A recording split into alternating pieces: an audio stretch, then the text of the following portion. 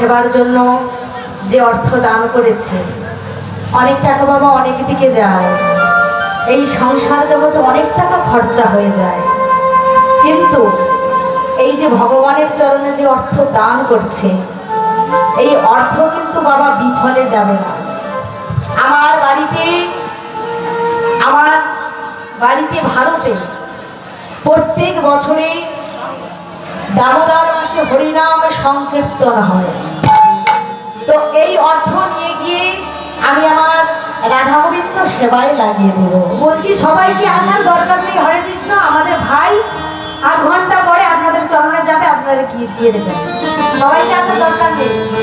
আপনারা যে মনে বাসনা কামনা নিয়ে অর্থ দান করছেন, আমি ভগবানের কাছে জানাবো, আমার ভগবান সমস্ত ভক্তের যেন মনোবাসনা পূর্ণ হয়।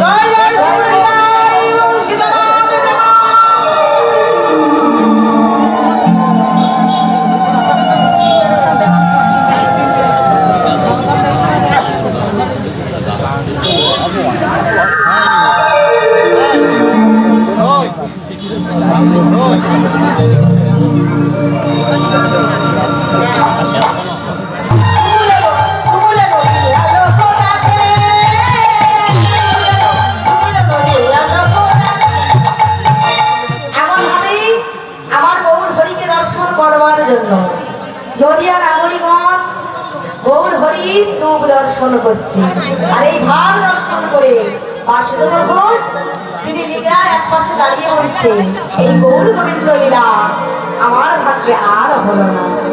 তাহলে মায়েরা, সময় অল্প, বেশিক্ষণ সময় নেব না। এতক্ষণ ছিলাম কোথায়? নবদ্বীপে। এইবার যাব কোথায়? মধুময় শ্রীরাম বৃন্দাবন। ওই বৃন্দাবন ধামে কি রাধা রানী কি, সকল ভক্তবৃন্দ কি, কমিটি বৃন্দ কি, হরিনাম সংকীর্তন কি, করতাল কি, সাধু ভক্তমন্ডলী কি, খুব সুন্দর। তাহলে বৃন্দাবনে সবাই যাবেন তো? সবাই যাবেন? ওই কারা কারা বৃন্দাবনে যাবেন না হাত তুলুন। যাবেন না? আমার বাবারা কেউ হাত তুলুন। বৃন্দাবনে যেতে হবে। এই জায়গাটা সুন্দর হবে। আমার কমিটি দাদা ভাইরা এবং আমার বাবারা এত টাকা খরচা করি, এত সুন্দর করে আয়োজন